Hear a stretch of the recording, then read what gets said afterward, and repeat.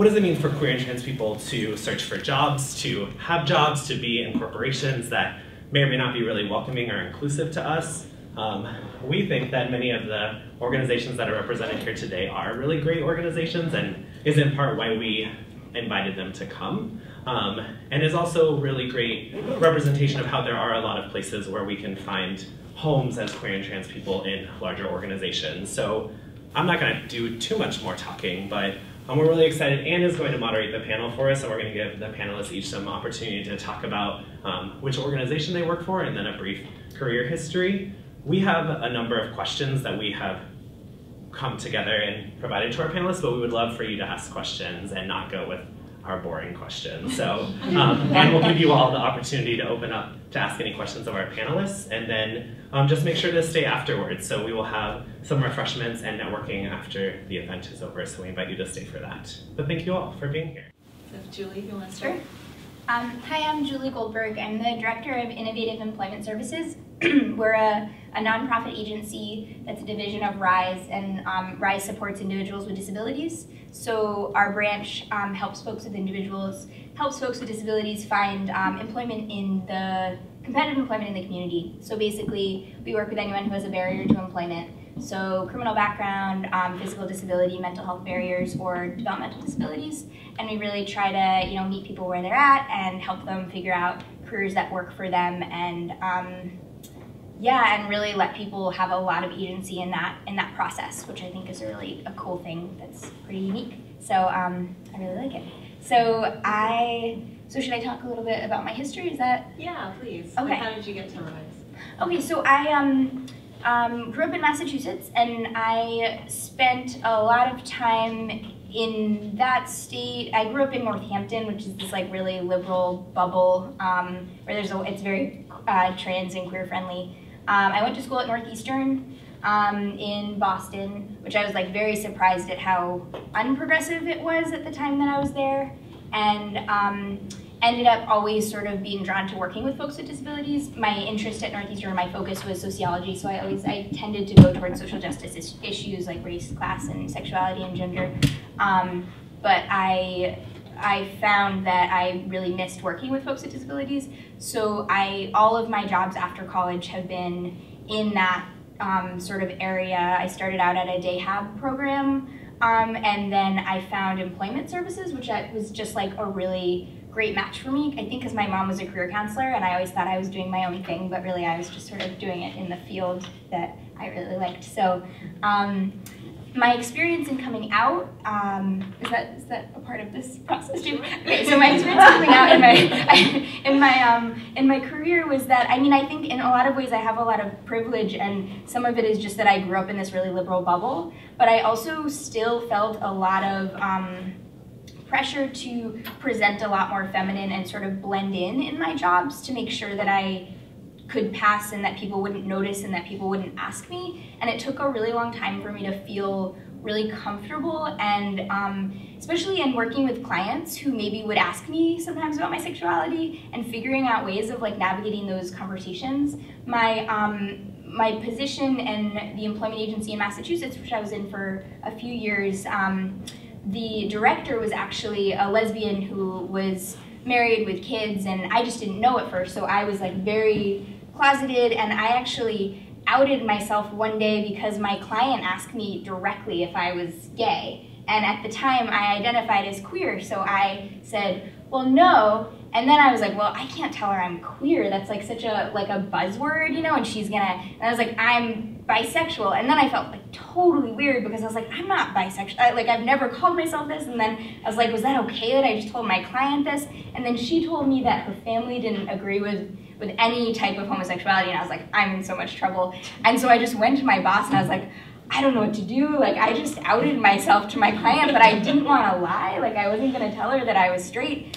And my boss cracked up, which was also not, so I was outing myself to two different people, and then she had a horrible reaction, but her boss was a lesbian. So anyways, the moral of the story is I felt it took a long process of me really being able to be not having to hide that in my employment, and part of that was having someone directly ask me and then being well, I feel it's really important for me to be honest about who I am, And so then moving to Portland, I mean, I just like, I think maybe it's also like sort of in my process, I was just a lot more comfortable with like figuring out how to present how I feel, and you know, not having to censor myself in that way.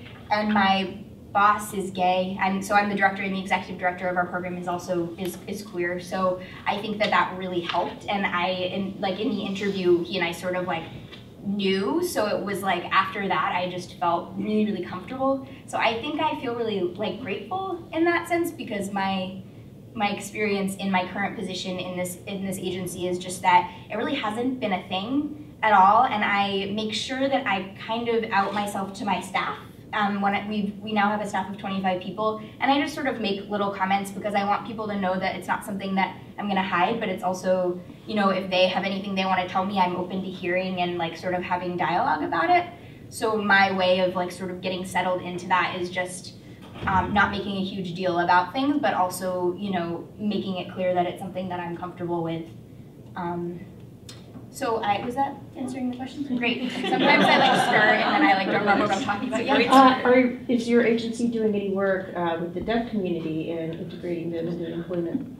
Yes. So we always look for staff who have like ASL experience, because we work with vocational rehab, and they have specific counselors who primarily work with deaf clients. I had this dream to learn ASL, and I know like I've gotten worse and worse, but like we definitely do. We work with the counselors, and if we have a staff who's fluent in ASL, they'll send us a ton of referrals. It's like our business depends on whether we have someone. Yeah. Great, awesome, thanks. Anyone else did I see your hand raised? All right, so thank you, Julie. Yeah. All right, so we'll move down to our next panelist. Okay, well, I don't know if I can match that. My name is Rodolfo Ribota. I am a visual merchandising manager for Adidas. I started my career actually working in the stock room when I first started. I got the shipment, prepared it, and just did that with a company that no longer exists. I lived in Texas at the time. I knew that I wanted to move to California at one point in my life. So after saving, I decided to move to California. Still was in school and still was working in retail. So I was working in the field, as we call it. I got promoted all the way to a store manager level. Because of my talent, I got promoted to the corporate company that I worked for. This was during 9/11, so at that time, that company actually went away because of restructuring and whatnot, so I actually returned back to the field and stayed with, if you know structure, you know Express. That's how back I go. So I worked for Structure. At the time I was becoming Express Man, and then from Express Man I went to Express, and so I was a brand manager for them. During this whole time I actually was out. I never was actually in the closet. I was very open about who I was and what I was all about, and never ever had any problems with anybody. I guess it's just a given working in retail, right? I think everybody's gay. And Adidas came knocking, and this was back in LA. And because I'm a fond lover of the Superstar shoe, if you're not familiar with that, it's the shell toe shoe. If you drive by our village, it's that big shoe that's outside.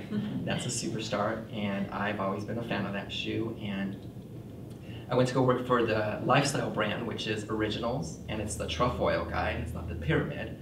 And that's the division I was working for.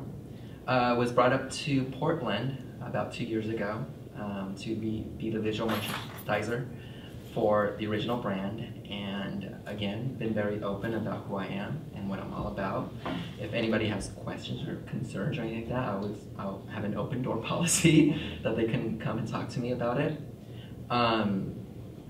Coming to Portland, I just felt it was a different way of life compared to what I was used to in LA, being next to West Hollywood, and just, you know, it's just a different way of living for me.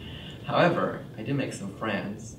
So, but it was great. But however, yeah. So as far as the company, I mean, I think I work for a great company, with actually Norbert will actually explain more about what we're doing there currently.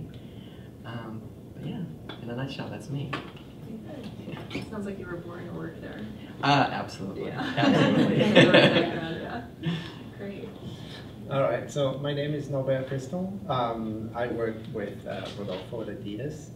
I've been working for the brand for the past 18 years, which is kind of scary when you actually say it. It's kind of fun to come back to a university environment as well. I work in the sourcing side, so I'm actually not at all on the retail side, but I work with our supply chain.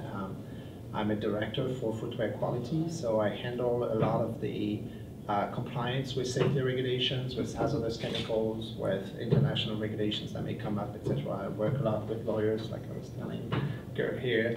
And my career path, I grew up in France. I left France and did my military service in Vietnam, and so I ended up staying and got hired by Adidas over in Vietnam. So I worked in their sourcing office for about 3.5 years, and then they shipped me to Germany, where I worked in the headquarters for about 5 years. And then in 2005, I came back here. I came to Portland, moved over here to head up the quality team over here. In terms of my coming out, I came out to my family fairly late. I grew up in the countryside as well in France. And you may think as Europe as being very open and forward-thinking. It's not always the case. It's just slightly different. I didn't know any gay person when I grew up. It turns out that now I have 5 gay cousins on one side and happy family.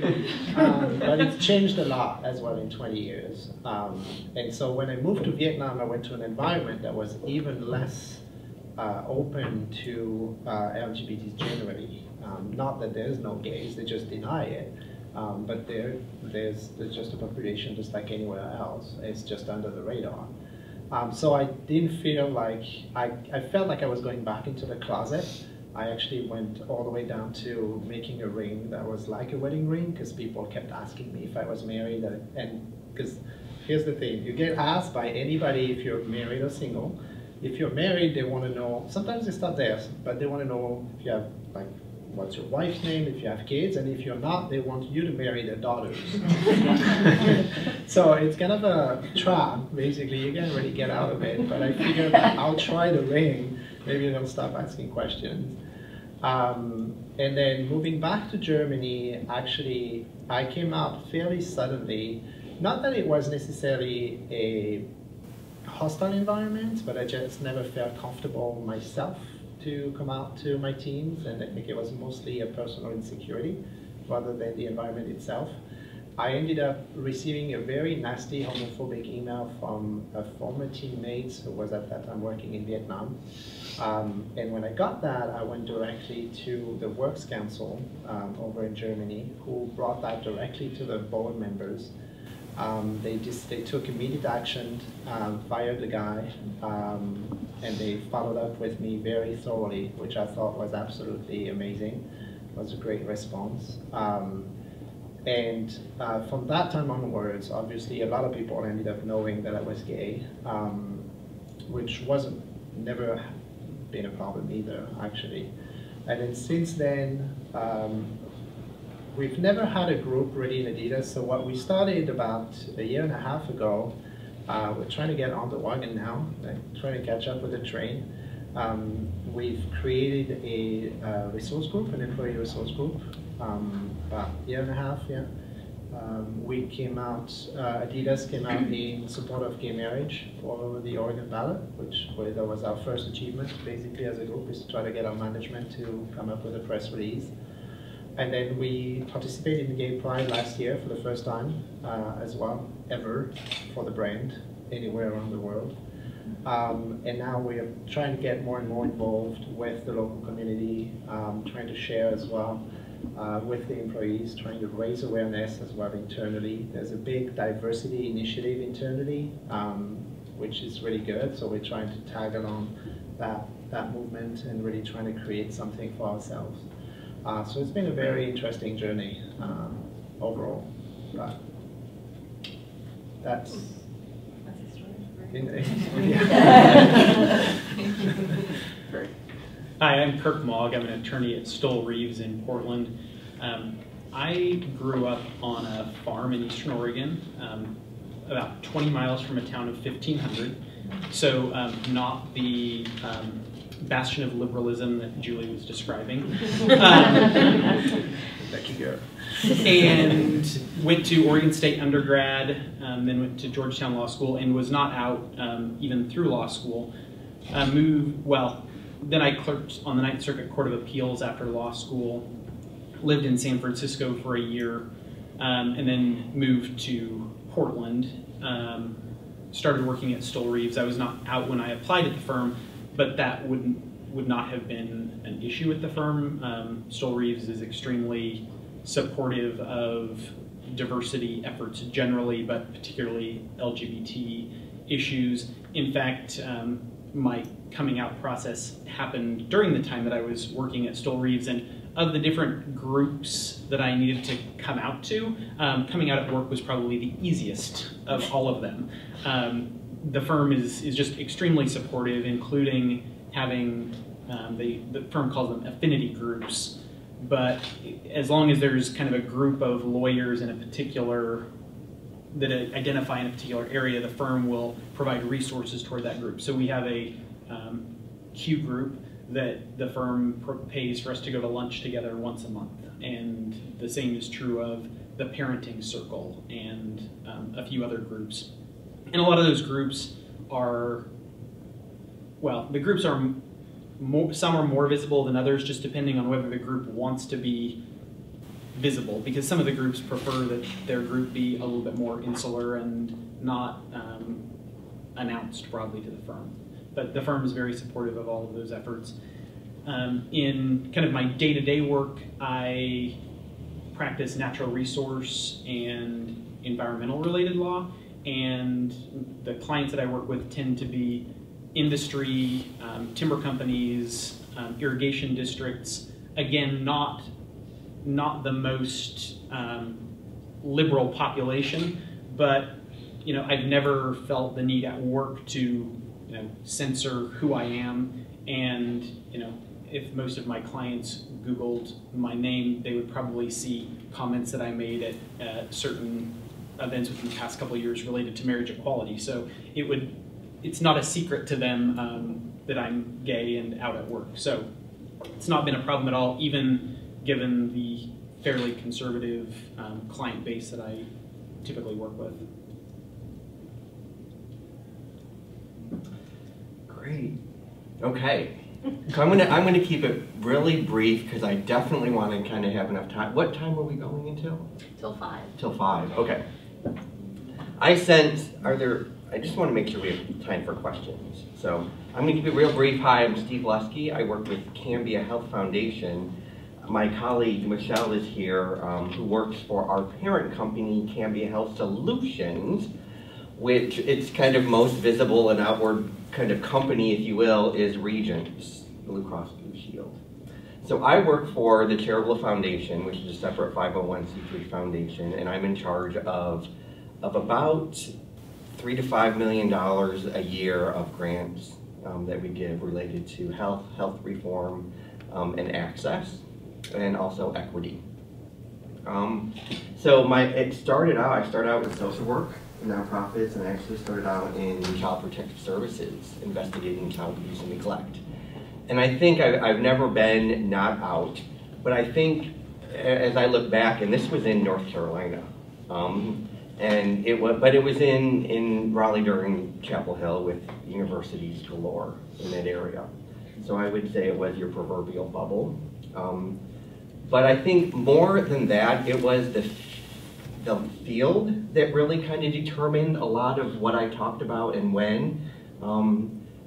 Inevitably, I ended up in a lot of, unfortunately, several sexual abuse kind of allegations and reports, and certainly that's just part of what happens when you're an investigator. And so I think that dictated more than any of my environment. I think I've worked, and so that was county government, and it was even back then in 19, it was relatively progressive, particularly for North Carolina. So from that, I kind of fell into the world of philanthropy and grant making, and have been doing that for the past several years. I think my connection is we also, can I call it Adidas? Does that like okay.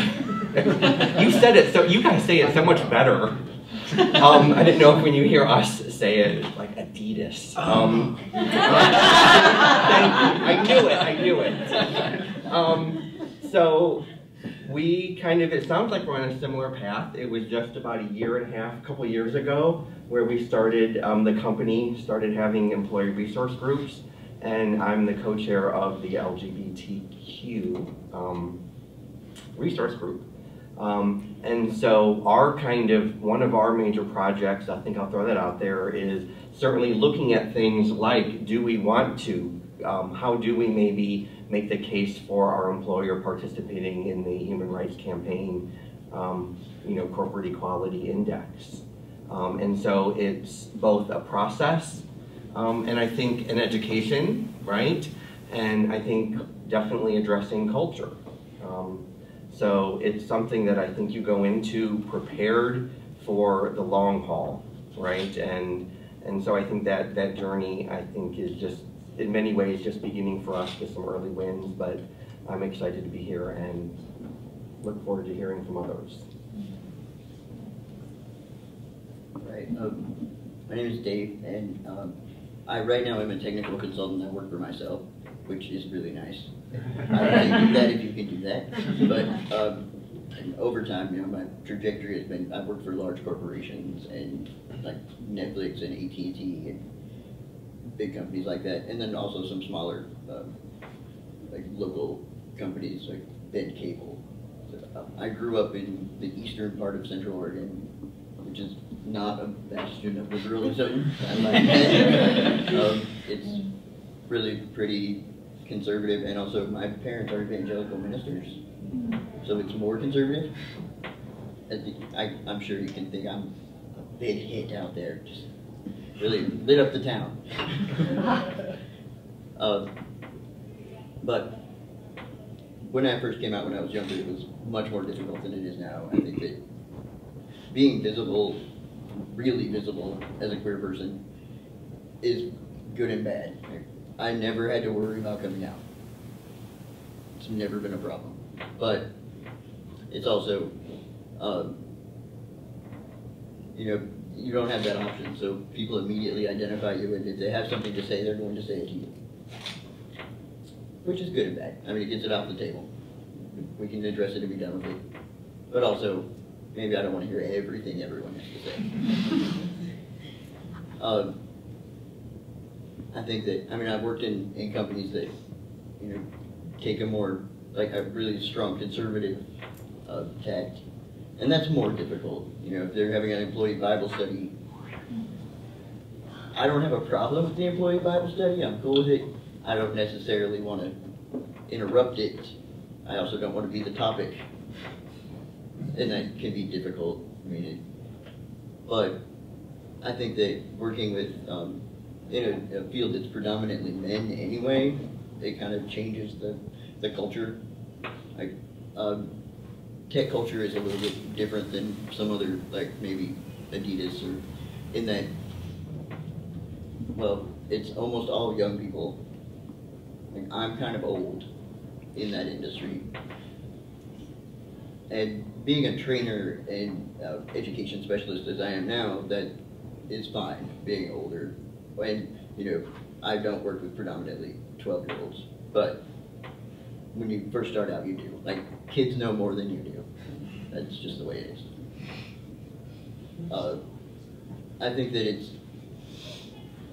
it's better working for myself. I've recently, within the last year or so, decided to transition, and that I think it's better working for myself. I didn't have to deal with a company like trying to explain that to an employer. But it can be difficult too with new clients, where it used to be people would read me as male and then feel bad, like I made a mistake. and then they would try to fix that mistake, and then it'd be really awkward conversationally. We would have to take a minute for them to feel better. And then, now they read me as male, and we're fine until, you know, we get to a paperwork point, and then if for any reason my ID has to come out, you know, we have to have that same awkwardness, but a little bit different, because now it feels like it's my fault. You know, like now I deceive them on purpose. So that's new. Also, people read me as a weird kind of man that I didn't expect, like a tech man. Like, you know, like I spend a lot of time playing games online. And I probably know a lot about, like, World of Warcraft. And I don't really know that. So, not like a ferret on Second Life or anything. But that's kind of it. I have a question for you. Yeah. Did you go to school for training and educational? I went to school for communication at OSU Cascades. Okay. And when I got out, I worked in like publications for AT&T. Okay. And then it turned out that I was just really good at technology, so I just moved into like the technical field from there. So you do technical training? For A lot of technical training, yeah, Okay. and like curriculum design. Oh, excellent. It's interesting to me because I'm in the Educational Leadership and Policy grad program. Okay. And focusing on training and development. So maybe we can talk. Sure. Yeah. It's going to be food and networking afterwards. Awesome, thank you. Hi, my name is Michelle Schwarts, and I'm Manager of Diversity and University Programs for Cambia Health Solutions. I get to work with Steve supporting our employee resource groups. I'm responsible for strategic diversity and inclusion planning and also coordinate our internship program. I'm from Chicago, which is a bastion of liberalism, and so my best friend came out to me when we were 11, and so I've always been surrounded by diverse communities, and when I'm not in them, try to change the communities to be more diverse and inclusive. So all my prior career before joining Cambia was in higher education. I worked here in the Office of Admissions for 8.5 years before joining Cambia, and really tried to create pathways and access for diverse communities. I served on the committee that helped to remove gender as a required classification on the application for admission. So I do not identify as LBGT, but I am an ally and an advocate for that and other diverse populations. Well, thank you everyone for sharing your stories. It seemed like the common thread is that, at least generally speaking, your workplaces are very supportive. And if you can, be an entrepreneur and self-employed, all the better, right? So I can ask some more pointed questions, but is there anyone from the audience that, now that you've heard, yeah, please. Hello, my name is Crystal Atkinson. Welcome, thank you for coming. I represent the T side of the LGBT community. I am transgendered, and one of the things that I wanted to ask everybody on this panel is I'm finding a problem in my life right now as my identity has changed, my social security has changed, every documentable piece of paperwork has changed. However, every time that I fill out an application, that I provide my social security number, that that they do a background check, I am outed whether I want to be or not. And I don't feel that it's any business whatsoever of my previous employers 10 years ago to know my condition and to know my status. So I'm running into an application problem in the fact that if I provide true and accurate information, I get thrown out before I ever get a chance to even talk, because they do a background check. There was somebody else using my social security number for a number of years. Yeah, I have a document that says, yeah, that was me. But they see that I fill out an application and they, list 10 years of employment. No, they have absolutely no record of me as an employee. You're not going to get anything. how can I address situations like that so that I can actually meet the hiring people before I ever get thrown out just because of my application process? Anybody? I work in a human resources role, so I would love to take that if no one minds. I work on our organization's talent acquisition team, and so I think you raised absolutely really relevant points, and thank you for doing so. I think part of the challenge, I would ask you a few questions about your own comfort level and sharing your experience. That information in an organization like ours is not shared beyond the talent acquisition team. So the recruiter who's recruiting for the role that you're applying for might need some of that information, but wouldn't necessarily share it with the hiring manager. And so sometimes in an organization, if you feel comfortable reaching out, for example, to me or someone like me in another organization to explain your situation to your comfort level, we have the ability to advocate for you in a way that's blind to others in the organization. Once that process is complete, it's all secure information that isn't shared again with anyone. We have to keep those records. Our organization, we are responsible for federal money, so we have certain processes that are required, including the background check. We don't have the ability to say we can waive the background check, but we can work with you to facilitate in a way that might be more comfortable to you. Does that help? I'm sorry, go ahead. I think our experience might be similar in certain ways. And I think that the best thing you could, I think Michelle's right, the best thing you can do is to out yourself before it's a problem. So, I mean, I wouldn't run right in there and just like, you know, navigate pride parade through the office or anything. That's not necessary, but at the same time, maybe be willing to open that door a little bit so that it takes all the power out of it. I do on my resume, I include a disclaimer statement on my resume that says that I have had a legal name change and therefore documentation may not, you know, follow my legal name change. You know, and I put that on there for that reason of saying, you may see something here and let's talk about it. But, you know, I mean, is that appropriate also? I wouldn't put it necessarily on your resume. For us, we don't make the check on your references or the background check. We make the reference check calls before an offer of employment is made. The background check and drug screening aren't completed until after the offer is presented.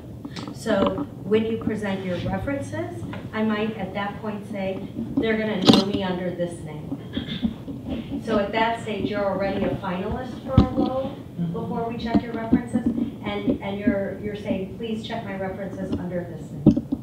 And if you have questions on it. Yeah. And I think to speak to the larger issue, and I think you made the comment, I think we all work for employers that by and large are more inclusive than not.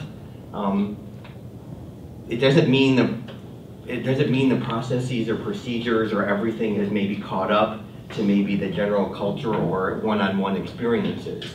And so I think the point that you make, and I'm sorry this isn't going to be kind of maybe helpful for you in particular, but I think for everyone and for all of us that work, is the equity and diversity lens or audits that I think are increasingly important for organizations, even for those that are either seen as or believe that they are kind of going about business in a way that is sensitive and inclusive. I think it's very important to be proactive and not take anything for granted, and increasingly all of us are connected to organizations to be able to ask questions. Hey, and even if it's starting small, let's look at the application. If there is an application form, let's look at that. Let's talk to people that aren't necessarily applying for a job, but have them fill it out and see if, you know, and do that with a diverse group. So I think that's something that I would imagine, not speaking for my fellow panelists, is something that even we have to work at. Well, good point. Thank you. And that kind of leads naturally into the question that I have is, I worked for many years with an organization that says they want diversity and has this PR of this is what we're doing. but actually has many processes that frustrate diversity and frustrate the opportunity for equality, most especially in areas around gender and sexuality. So working in that environment already, how best, it seems like you guys have been able to become part of organizations within your organization that really support and create moments for equality, or at least advocacy for equality. How best can those be created within organizations? Can I take that one? You sure can. I'm like in the center of that. What our experience has been generally is, as we started, like I said, 1.5 years ago. First person that I actually approached, and that comes back to the HRC diversity index, because a friend of mine and I went to an HRC event. We saw the diversity index catalog, and then we were looking for the Adidas in there. Found Nike at 100, but none of us. No Adidas, Reebok is part of the brand too, so part of the group. So that was my door of entry. I went to HR and I said, look, what's the deal? What do we do? Are we not doing anything? Is that something we don't want to talk about? Is that political? Is it not? So anyway, so the direction was no, we want to work on this. But that was just the beginning of the process. As we started scratching down a little bit, the more, like, there's so much to do. There's so many directions of work, and this is one that's very important, but this is one that is not visible at all, not even to HR themselves. The first hurdle is to try to get people to understand that there is an issue, first of all, either with homophobia, with sensitivity trainings and things like that. And then the second, regarding this process of hiring, I made a note actually in my notebook, because I want to go back to HR and I want to say, how do we ensure that a transgender person that has a history that's different than, or a different social security number, or history that doesn't match necessarily, doesn't get thrown out that process? Because if we say we are who we are, we need to make sure that those people access at least the interview process, and that they are evaluated for their true skills and what they can bring to the company. But it's really, it's a very large organization. The hiring process is all electronic. And so unless you go and run through a process as a trial, and then you make sure that every single step of it doesn't actually eliminate people for the wrong reasons, then I think that's the risk. But that's the challenge too. So to your point, how do you go about it? I don't know that there is one single recipe. I think you need to have a group, and it's very organic. That's what I realized, because organization might say, yes, we're diverse, yeah, we want to support LGBT people in the LGBT group generally. Can we have money? Can we have funds? Right. So kind of unionize. Yeah. Can I have time to actually work on this? And the answer is usually, you will sometime. So it's a lot of good volunteers and people that believe in the issue, and it comes and goes, but organically it just grows. And personally, that's what I'm looking at. I just want it to grow. I want people to be talking about it, and because the more people, the more buzz we're going to create, the more impact we're going to have in all those different areas of the business and transforming the organization. Does that answer? It does. So just one comment related to that. One would hope that over time, more and more employers are doing these types of things for the right reasons, but until that point, there's always the business case to be made, and just the comparison between, your organization versus Nike to say, look at what they're doing. I know that that's one of the reasons that our firm ended up incorporating additional healthcare options for trans individuals, because that was keeping us at an 80% on the index instead of 100. And people just kept coming back to the firm and hammering people to say, we are not going to be sitting here at 80%, we're going to be at 100% because we want to be ahead. And it was not because our competitors were at 100%. We just wanted to stay ahead of other firms, and our clients thought it was important. Any other questions? I like your shoes. Good Good choice. I like Good choice. In the back, yeah. I have another question. So I'm seeing that a lot of companies these days are initiating diversity and inclusion initiatives, and that training is a part of that, staff training, employee training. And so I'm wondering, I'm really interested in that, and I'm wondering how might somebody go about getting their foot in the door in that field, doing diversity and inclusion training for companies that are taking on these initiatives. Michelle, I think you can. Sure. So first my first suggestion is always go find someone who has your dream job and ask them how they got there. For us, in terms of all of our training, much of it is done in-house. We have a team within Human Resources that's focused on training and development, but it's more global. It's not specific to diversity and inclusion. Okay. They're focused, much more. What is management level? What does this group need, and then how do we equip them with the tools that they need? Okay. So at this point in time, we are not doing specific diversity and inclusion training, although that may be part of our diversity and inclusion roadmap. We just did an organizational diversity and inclusion assessment in the last year, so we're beginning to build that roadmap. But the culture of our organization, our leadership very much believes in creating a diverse and inclusive organization. And so I think that's always the point at which you want to start. What is the pulse of the organization? And then what direction do they want to take it? So you may find, most people who may be doing what you're talking about, specific diversity and inclusion training, versus my piece is strategic planning and collaboration within the organization to deliver on our promises to the organization. So it's, again, much more global, much more collaborative. Someone who's doing specific training might be more of a contract type role, of a person who works for themselves and then does that for organizations as they need people. Okay. Otherwise, you're probably looking at a human resource training type role where you cover all sorts of topics. And that's just one part. They can do that kind of training, or can I just do it? Like for the tech people, can I find a way to make tech people more diverse? No.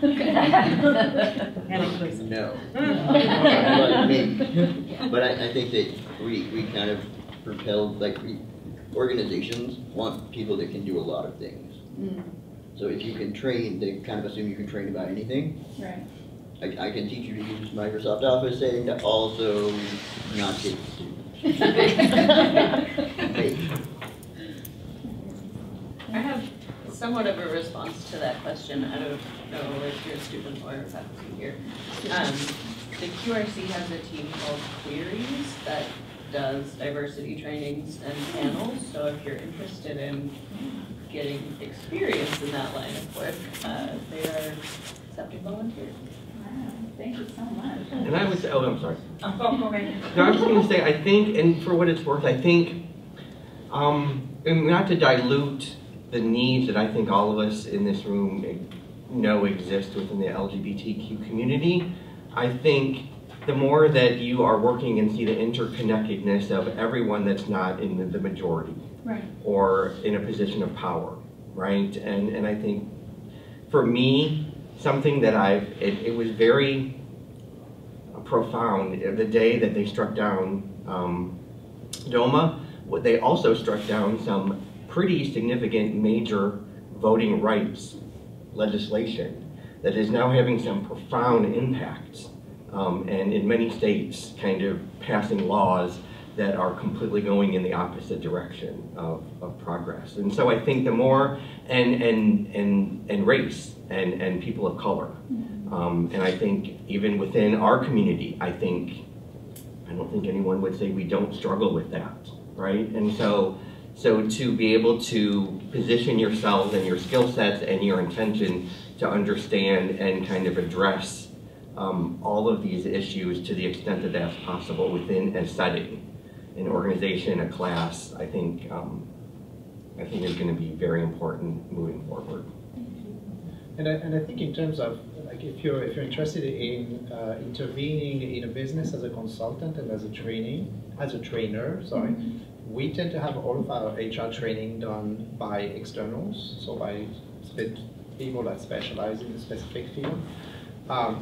But I think what's important in terms of diversity is every organization, every corporation is at a very different level of maturity with the topic. And if you go to Nike, they probably have their own trainer that does that all the time, I would imagine, because they are way ahead of us. For us, it's too early. Like, we don't even have a diversity person per se yet. We've talked about it, we want to have it. There is engagement in upper management who wants to. It hasn't been formalized. So there's a certain amount of structure that needs to happen within the organization to allow then that piece of the puzzle to come in. And allow someone like you or somebody with that skill set to come in and do trainings with diversity trainings. That's good. That helps clarify. Yeah. This work is diversity and inclusion work is a continuum. You will never achieve your goal. Every time you think it's true, every time you think you're getting where you thought you set that marker, it moves on you. And that's a good thing. And just like every organization starts in a different point, it needs to keep moving on that point. I mean, you have a wealth of knowledge and skill sets that are easily transferable to whatever area that you want to go in. In our office, of course, I have to plug advising experts. That's our job. We are more than happy to have you come in and we can work on that resume and cover letter with you. Thank you. So we are just a couple minutes shy at 5 o'clock. Does anyone have any sort of final questions? If not, I can throw perhaps one out before we end, and then we'll break for networking and food. Well, to close, any bits of advice or some best practices? And you've been in your positions in your fields for a while, and any last nuggets to share with our audience of students who might be graduating soon or might be doing these career pivots and could use some guidance? Anything, very generally speaking about progressing your career. Well, I think generally, as an LGBT person, just don't compromise on who you are. It's not worth it. It's really not worth it. If you're in a work environment where you feel you cannot be yourself, or where you feel people do not accept you, then it's going to generate so much stress and so much anxiety that it's not worth it. People do not deserve you. And there's so much you can, as a company, generate as a corporation, there's so much you can get out of people when they feel comfortable with who they are and why they are where they are, that I'm just sad sometimes to see that they don't understand that. So. And just to tag on to that, I always encourage all people to investigate the culture of any organization that you're looking to join. It may not be a match for a variety of reasons. Maybe we work for a not-for-profit organization, and so for me, working for a mission-driven organization is the bottom line. If you're not that, then I'm just not interested. It's not the right culture fit for me. And so you can use tools like LinkedIn to meet people who work there, ask them, ask in an interview, tell me about the culture here. Because it's that fit, but also that value for your whole self and what you can bring and leverage for the organization. And if an organization doesn't get that, not only do they not deserve you, but you want something better than that. And don't rule out particular careers because of who you are. It's kind of the flip side in some ways. But there were times that I thought, I need to go into general litigation or corporate law where I'm not working with rural clients. But that's what I wanted to do. I grew up on a farm. I really relate to natural resource industries and communities. And I found a place, Portland, where I was able to match a large firm and a culture that allowed me to work with the clients that I wanted to work with. Now, you may not be able to do that job you want to do everywhere in the world, but don't give up on the job just because of who you are. And I would say things are happening so fast. Do you all know B corporations? Have you heard of that before? You know, I think I would Google it. I would, particularly here in Portland, I think our most visible one that we probably all know is New Seasons. So New Seasons is a B corporation, and it is somewhat like the HRC index, where there's a group that kind of certifies that this corporation does the triple bottom line, basically, right? And then Oregon has passed legislation that, because ultimately corporations are beholden to shareholders, right?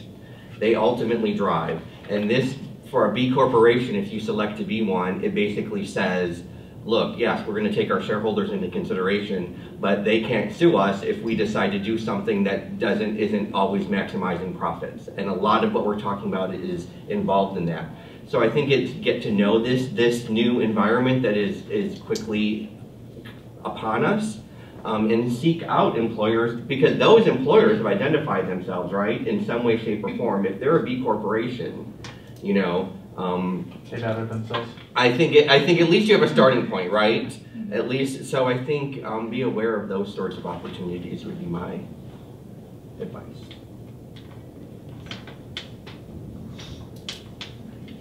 We had a question. Someone had their hand up, and I think I started talking. Oh, it's kind of a random question. The best kind. Yeah. You brought up LinkedIn, and I'm 30, and not a lot of my people my age and younger use LinkedIn. It seems like so. I don't know if LinkedIn becoming, is it a thing? So are the people younger than you going to be the people employing you?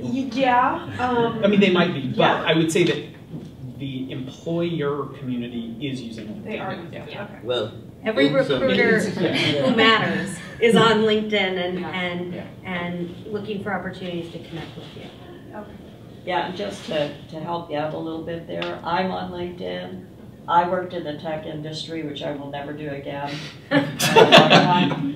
And everybody that I worked with was 19 to 23, mostly male.